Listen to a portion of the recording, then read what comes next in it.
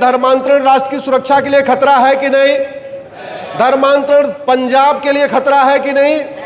और जो हमारी राष्ट्र की सुरक्षा के लिए खतरा हो, राज्य की सुरक्षा के लिए खतरा हो, उससे निपटने के लिए हमारे पास एक कानून है, इसका नाम है नेशनल सिक्योरिटी एक्ट। लेकिन मेरी जानकारी के अनुसार पंजाब में धर्मांतरण कराने वाले किसी भी मिशनरी के खिलाफ, किसी भी जमाती के खिलाफ, किसी भी जिहादी के खिलाफ या उनके मददगारों के खिलाफ आज तक एनएसए लगाया नहीं गया। ये एनएसए लगना चाहिए कि नहीं? जोर से बोलिए।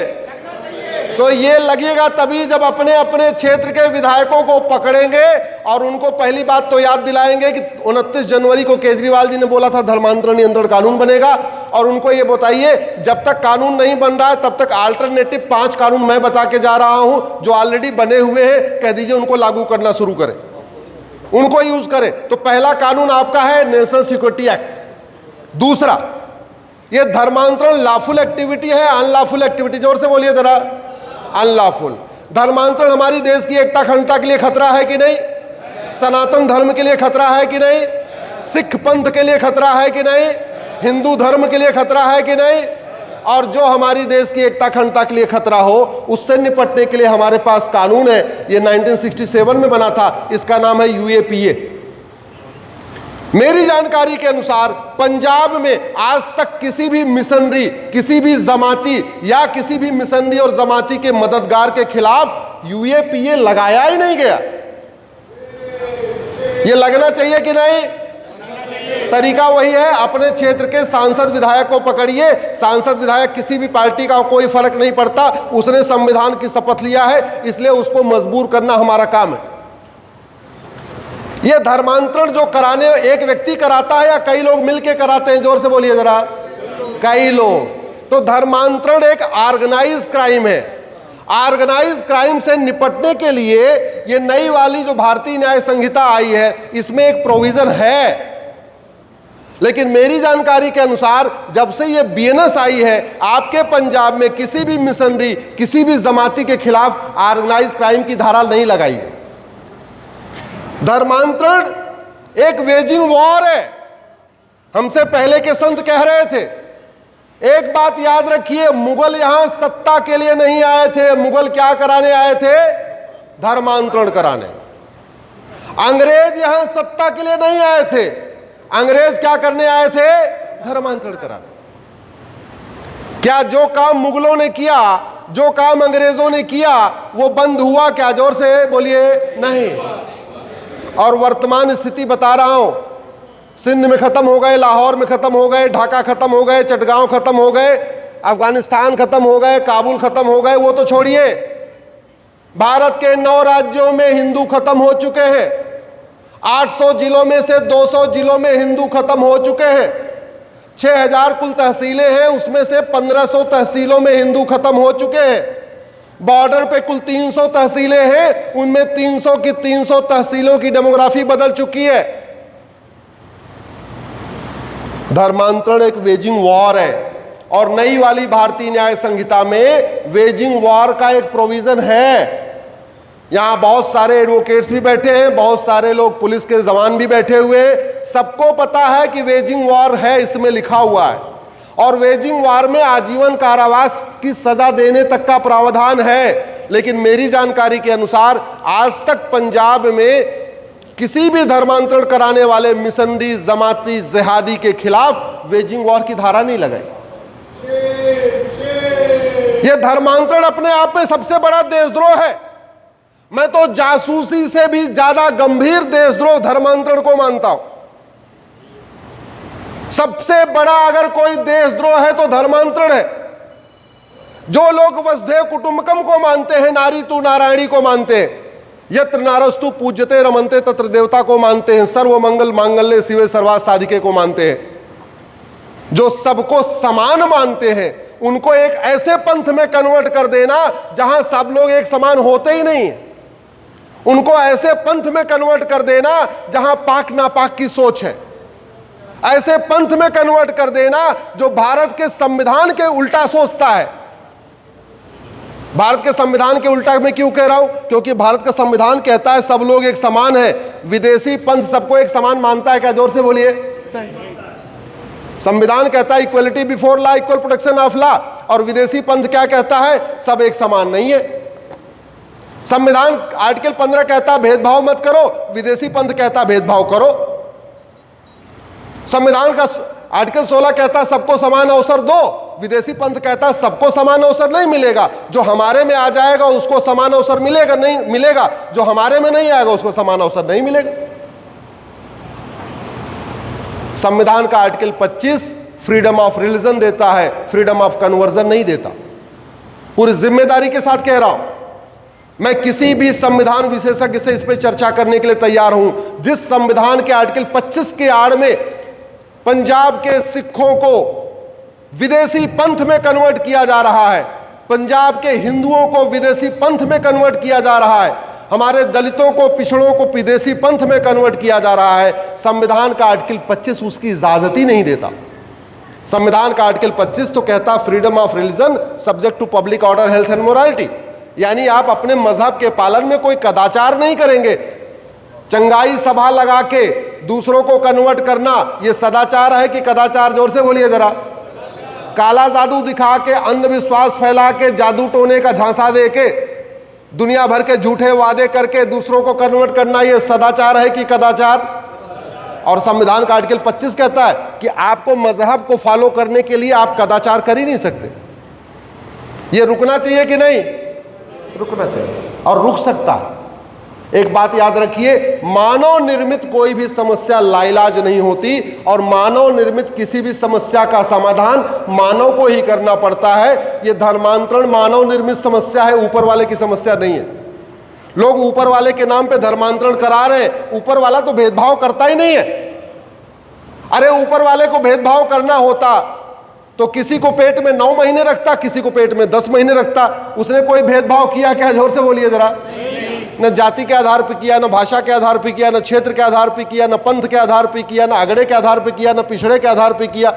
किसी आधार पर भेदभाव किया क्या? नहीं। ऊपर वाला भेदभाव नहीं कर रहा है, ये नीचे वाले ऊपर वाले के नाम पे सबकी फिरकी ले रहे।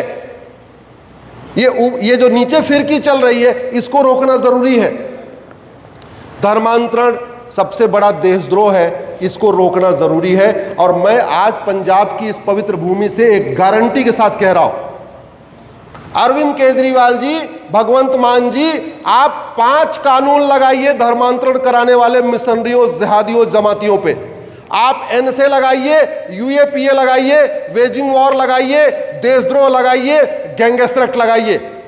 आप धर्मांतरण कराने वाले मिशनरियों, जिहादियों की 100% प्रॉपर्टी जब्त करना शुरू करिए। उनकी नागरिकता खत्म करने के लिए केंद्र सरकार को लिखना शुरू करिए। कोई कोर्ट बीच में नहीं आएगी। हाई कोर्ट, सुप्रीम कोर्ट मैं संभालने के लिए तैयार हूं। मैं कहता हूं कोई भी कोर्ट तैयार नहीं आएगी। धर्मांतरण कराने वालों पे पहले एनएसए लगता नहीं था। 4 साल पहले की बात है, उत्तर प्रदेश के गाजियाबाद में एक जैन परिवार को कन्वर्ट कर दिया। इकलौता लड़का था, 100 करोड़ की प्रॉपर्टी थी। अच्छा, एक बात आपको इंटरेस्टिंग बताऊं, आजकल धर्मांतरण कराने वालों के राडार पे केवल दलित आदिवासी नहीं है। आजकल धर्मांतरण कराने वालों के राडार पे अग्रवाल समाज, जैन समाज, माहेश्वरी समाज, मारवाड़ी समाज, या ये कहिए व्यापारी समाज, जिनके पास 50 करोड़ 100 करोड़ की प्रॉपर्टी, उनके टारगेट पे वो है। क्योंकि दलित आदिवासी को कन्वर्ट करने पे 1-2 लाख रुपए खर्च करना पड़ता है, और इधर जैन, अग्रवाल, माहेश्वरी, मारवाड़ी या व्यापारी समाज को कन्वर्ट करने के बाद 50-50 करोड़ की प्रॉपर्टी अपने हाथ में आ जाती है। गाजियाबाद के जैन परिवार, इकलौता जैन परिवार, 100 करोड़ की प्रॉपर्टी कन्वर्ट कर दिया। उसके बाद फिर मैंने वहाँ के कमिश्नर थे गाजियाबाद के, अजय कुमार मिश्रा जी, उनसे कहा, हमने कहा इसके ऊपर एनएसए लगाइए। उन्होंने अपने लीगल टीम से कंसल्टेशन किया तो पता चला आज तक धर्मांतरण कराने वालों पे कभी यूपी में लगा ही नहीं था, एनएसए नहीं लगा था। तो वो भी थोड़े हिचकिचा रहे थे, बोले एनएसए लगा दूं, पहली बार लग रहा है, क्या होगा। हमने कहा हाई कोर्ट जाएगा, हाई कोर्ट से कंफर्म होके आएगा। उन्होंने धर्मांतरण लगाया, एनएसए लगा दिया। मामला हाई कोर्ट गया कंफर्म होने के लिए, और कंफर्म होके आ गया कि हाँ, धर्मांतरण राष्ट्र की सुरक्षा के लिए खतरा है और एन से लगाना बिल्कुल ठीक है। और यही नहीं, आप गूगल करिए, conversion is a serious threat to national security, Ashwini Upadhyay, supreme court. 14 नवंबर को माननीय सुप्रीम कोर्ट ने मेरी पीआईएल पे, 14 नवंबर 2022 को जब मेरी पीआईएल पे सुनवाई हो रही थी, जस्टिस एमबी शाह साहब की बेंच ने बोला कि धर्मांतरण राष्ट्र की सुरक्षा के लिए खतरा है। ये बोल चुका है, सुप्रीम कोर्ट ने बोला हुआ है। दुर्भाग्य से आपके यहां लग ही नहीं रहा, तो लगवाना पड़ेगा। जिस दिन धर्मांतरण कराने वाले मिशनरियों, जमातियों, जिहादियों की प्रॉपर्टी जब्त होना शुरू हो जाएगी, नागरिकता खत्म होना शुरू हो जाएगी, आजीवन कारावास, फांसी मिलना शुरू हो जाएगा, धर्मांतरण रुक जाएगा। और एक समझ लीजिए, ये काम तो हमें आपको ही प्रयास के जरिए कराना पड़ेगा। हमें अपने अपने क्षेत्र के सांसद से मिलना पड़ेगा, अपने अपने क्षेत्र के विधायक से मिलना पड़ेगा।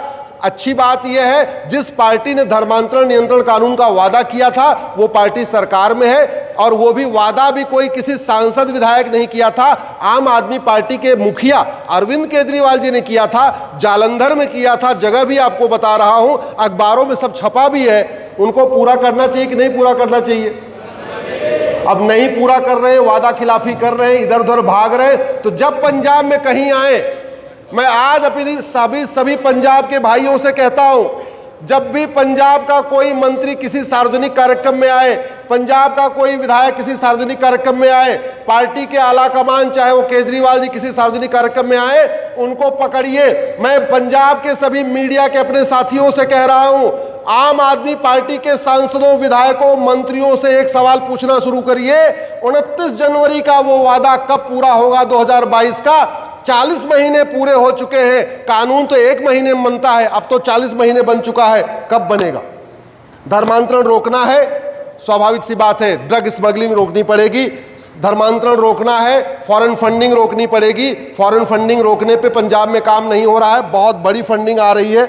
मेरी एक पीआईएल चल रही है फंडिंग के ऊपर, जिसमें मैंने आंकड़ों के साथ बताया है कि 50,000 करोड़ की फंडिंग आ रही है हर साल देश में, पूरे देश में। आप लोग गूगल करिएगा, uniform banking code Ashwini Upadhyay, मेरी पीआईएल चल रही है।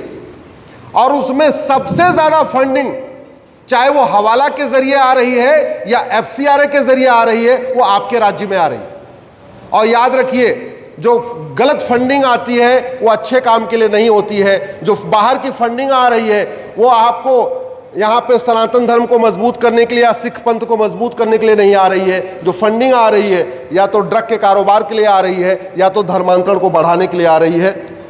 धर्मांतरण कराने वालों को बेनामी फंडिंग हो रही है, धर्मांतरण कराने वालों को ब्लैक मनी के जरिए फंडिंग हो रही है, फिर भी इस कानून का ठीक से उपयोग नहीं किया जा रहा है। धर्मांतरण कराने वालों को हवाला के जरिए फंडिंग आ रही है, कानून है फिर भी ठीक से यूज नहीं किया जा रहा है।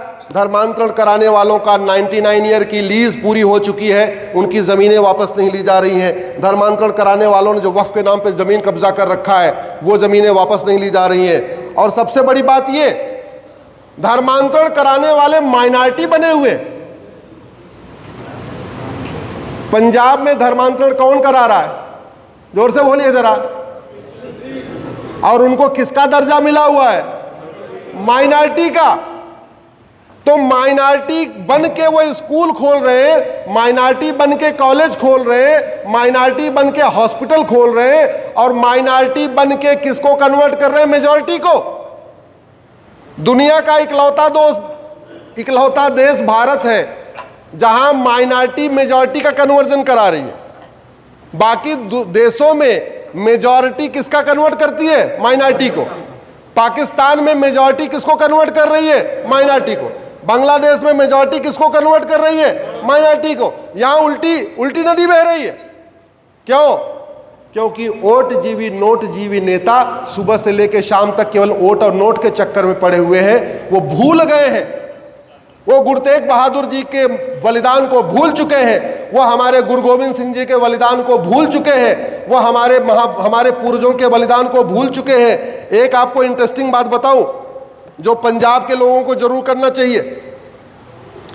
ये जब संविधान बना तो इसमें 22 चित्र थे, उसमें एक चित्र था गुरु गोविंद सिंह जी का। और गुरु गोविंद सिंह जी का चित्र कहां पे था? वो पार्ट 15 पे था। पार्ट 15 क्या है संविधान का? वोट से, इलेक्शन से रिलेटेड। तो हमारे संविधान निर्माताओं ने इलेक्शन से रिलेटेड जो पार्ट 15 है उसके ऊपर छत्रपति शिवाजी महाराज और गुरु गोविंद सिंह जी की फोटो लगाई। उद्देश्य क्या था?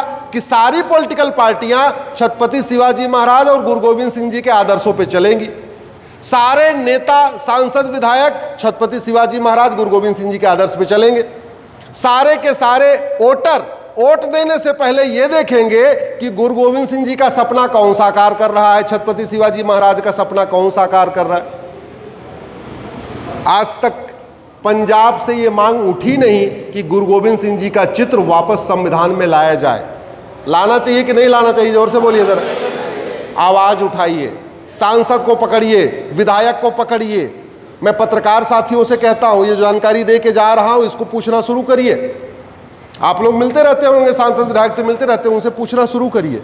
ये आवश्यक है। और माइनॉरिटी के नाम पे पंजाब में मेजॉरिटी को कन्वर्ट किया जा रहा है, वो इसलिए किया जा रहा है कि यहाँ की राज्य सरकार ने आज तक माइनॉरिटी को डिफाइन ही नहीं किया। पंजाब में कौन माइनॉरिटी होगा इसको डिफाइन ही नहीं किया। अरे जो कम्युनिटी इतनी पावरफुल है कि वो यहाँ के मेजॉरिटी कम्युनिटी को कन्वर्ट कर रही है, उसको माइनॉरिटी का प्रोटेक्शन मिलना चाहिए क्या? जोर से बोलिए। दवाई बीमार आदमी को दी जाती है या जो स्वस्थ आदमी उसको दी जाती है? तो ये माइनॉरिटी का प्रोटेक्शन उनको क्यों मिलना चाहिए? वो तो खुद ही कन्वर्ट कर रहे हैं। यहां तो उल्टा खेल चल रहा है, इसको रोकना जरूरी है। मैं इसी के साथ अपनी बात खत्म करूंगा। बहुत से और भी वक्ता है, बस एक बात और कहना चाहता हूं। धर्म की जय करने से अधर्म का नाश नहीं होता, अधर्म का नाश करने से धर्म की जय होती है।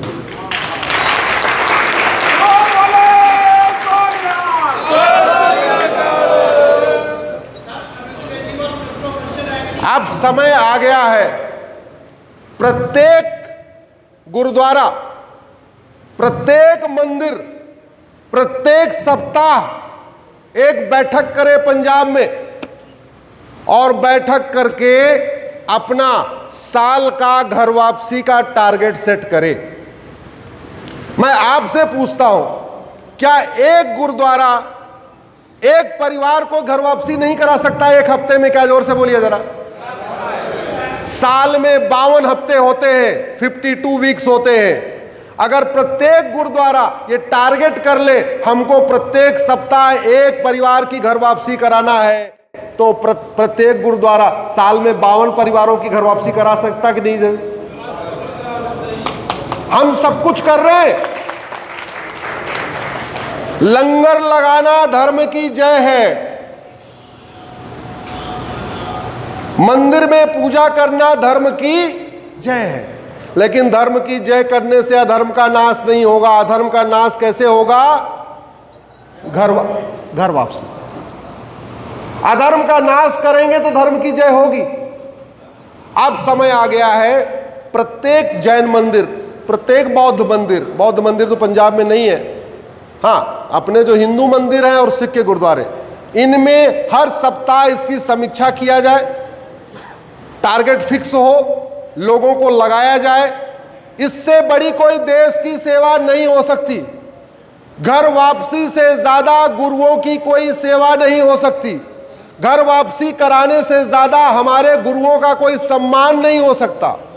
अरे, जिस धर्मांतरण को रोकने के लिए हमारे गुरु तेग बहादुर जी ने अपना शीश कटवा दिया, गुरु गोविंद सिंह जी ने अपने 4 पुत्रों को, 4 साहिबजादों को न्यौछावर कर दिया, क्या उनके सम्मान में हम 2-4 लोगों की घर वापसी नहीं करा सकते? क्या? जोर से बोलिए।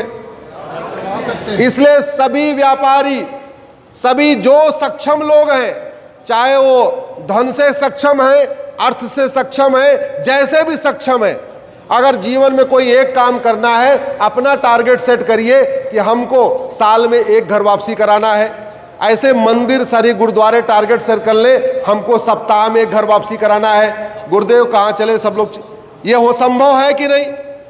अगर सारे मंदिर एक टारगेट सेट कर ले, सारे अखाड़े टारगेट सेट कर ले कि हमको साल में 500 लोगों की, साल में 100 परिवारों की, साल में 200 परिवारों की। अब यही समय है। तो सरकार की ड्यूटी है धर्मांतरण रोके और समाज की ड्यूटी है, जोर से, घर वापसी कराए। यस, धर्म की जय करना सरकार समाज का काम है, अधर्म का नाश करना शासन का काम है। तो धर्मांतरण नियंत्रण अधर्म है, धर्मांतरण कराना अधर्म है, तो धर्मांतरण रोकना शासन का काम है और घर वापसी कराना समाज का काम। समाज भी कराए, शासन भी कराए। अगर सब लोग मिलके कराएंगे तो घर वापसी हो जाएगी। घर वापसी हो जाएगी, हमारी संस्कृति बचेगी, हमारे त्योहार बचेंगे, हमारे विचार बचेंगे, हमारी वेशभूषा बचेगी, हमारा सब कुछ बचेगा। और अगर ये घर वापसी चलता रहा तो जैसे हम पाकिस्तान में ख़त्म हो गए, धर्मांतरण अगर चलता रहा तो जैसे अफगानिस्तान में ख़त्म हो गए, पाकिस्तान में ख़त्म हो गए, बांग्लादेश में ख़त्म हो गए, कश्मीर में ख़त्म हो गए, मिजोरम में ख़त्म हो गए, मेघालय में ख़त्म हो गए, नागालैंड में ख़त्म हो गए, लद्दाख में ख़त्म हो गए, लक्षद्वीप में ख़त्म हो गए, 800 जिलों में से 200 जिलों में ख़त्म हो गए, 6000 तहसीलों में से 1500 तहसीलों में ख़त्म हो गए, भारत के 9 राज्यों में ख़त्म हो गए। अगर धर्मांतरण हमने नहीं रोका, आने वाले समय में बहुत बड़ी समस्या आने वाली है। आप लोगों ने इतनी देर सुना, मैं आप सबको धन्यवाद देता हूँ। हमें बुलाने के लिए किधर गए? सुखपाल जी, आपको मैं विशेष रूप से धन्यवाद देता हूँ। यहाँ पे आपका धन्यवाद है जी, जो आपने समय दिया, समय नहीं था आपको। यहाँ बहुत सारे लोग बैठे हैं, बहुत सारे लोगों को मैं जानता हूँ, नाम नहीं लेना चाहता हूँ। कैसे धर्मांतरण रुकेगा, अब ये मंदिर में बैठ बैठ के आपको तय करना पड़ेगा, अपने अपने गुरुद्वारे में बैठ बैठ के तय करना पड़ेगा। लेकिन ये मान के चलिए, एक बार हमने ठान लिया कि धर्मांतरण हम घर वापसी कराएंगे, घर वापसी रुक जाएगी। बहुत बहुत धन्यवाद, बहुत बहुत आभार।